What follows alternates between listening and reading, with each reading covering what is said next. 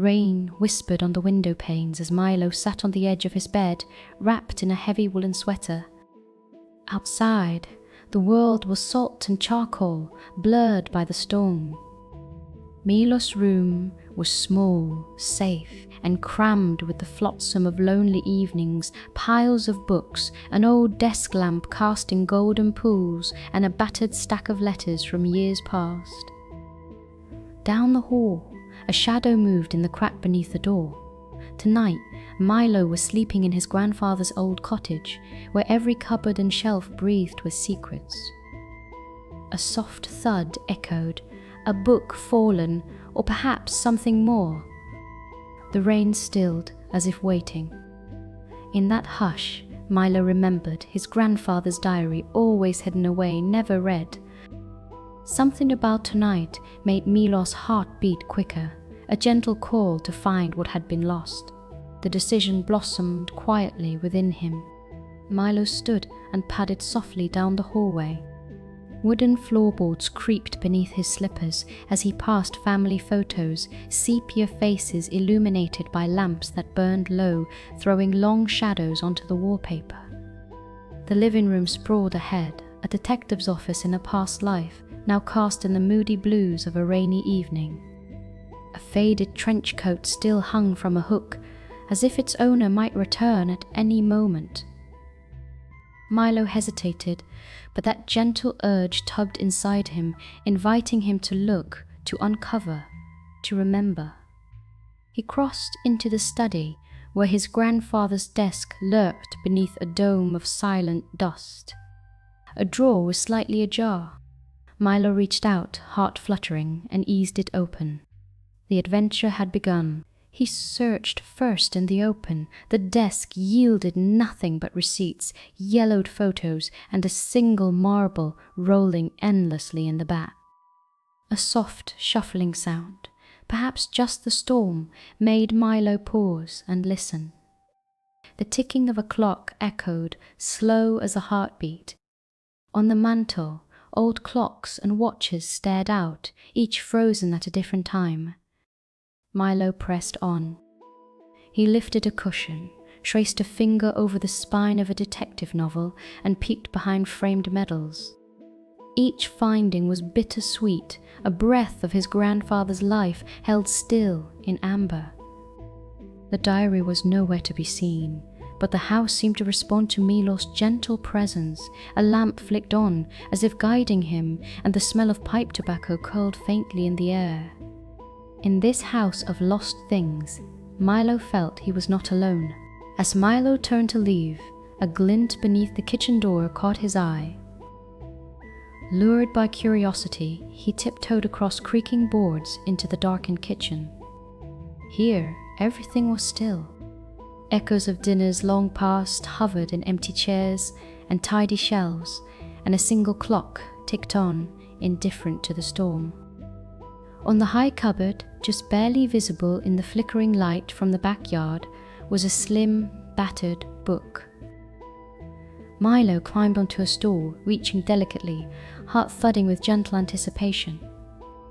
His fingers closed around the diary, soft, cracked leather, pages yellowed and fragile. He pressed it to his chest, feeling warmth rise. He had found it. Milo opened the diary at the rickety kitchen table, hands trembling, not with fear but with reverence. The pages whispered of a life lived slowly, memories of laughter under willow trees, midnight puzzles, and stories invented on rainy nights just like this one. His grandfather's looping script painted scenes of quiet love and bittersweet longing. One entry read, "The house breathes differently when you are here."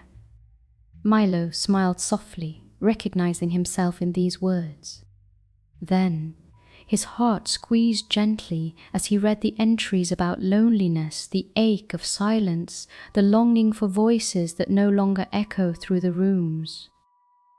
Yet even here, in the fogs of memory, the writing always circled back to love. I hope he will remember how we laughed. Hours slipped by as the storm rumbled on. The words in the diary grew heavy. entries detailing how his grandfather missed his wife, how the memories clung to the wallpaper long after laughter had faded. In one passage, the old man wrote, "Sometimes I see her standing at the doorway, a gentle presence, not quite in the world, but never truly gone." Milo shivered, not from fear, but from the sense of presence the house now seemed to hold. In the hush between thunderclaps, Milo felt as if he too could sense footsteps in the hallway, see a shadow at the edge of light, hear a voice he remembered from childhood stories. It was not frightening, it was the magic of memory, the comfort of those we love, never truly leaving. Milo lingered over the last entries, the words growing softer and more hopeful. There is always a light left on. Even in the silence, love returns. A loose photograph fell from the back of the diary. His grandfather as a young man, arms around friends in front of a university, all dappled in shifting sunlight. Tucked behind it, a pressed violet from years ago, the scent barely clinging to the page. Milo realized that his grandfather's loneliness was not a void, but a canvas on which joy and longing had been quietly painted, stroke by loving stroke. In the diary's faded script, Milo found not just sorrow, but gentle resilience, a reminder that love's echoes, though quiet, can fill even the coldest rooms with warmth. A hush settled over the house as the rain finally ebbed. Milo, cradling the diary, tiptoed back to his bedroom, passing through now familiar blue shadows.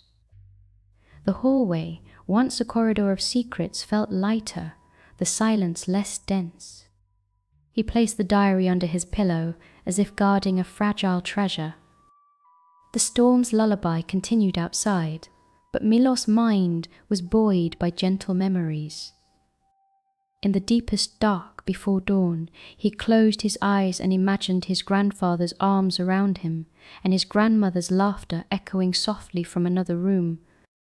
Milo drifted into sleep, feeling not alone but held within a circle of quiet love. The adventure had ended, but its comfort remained.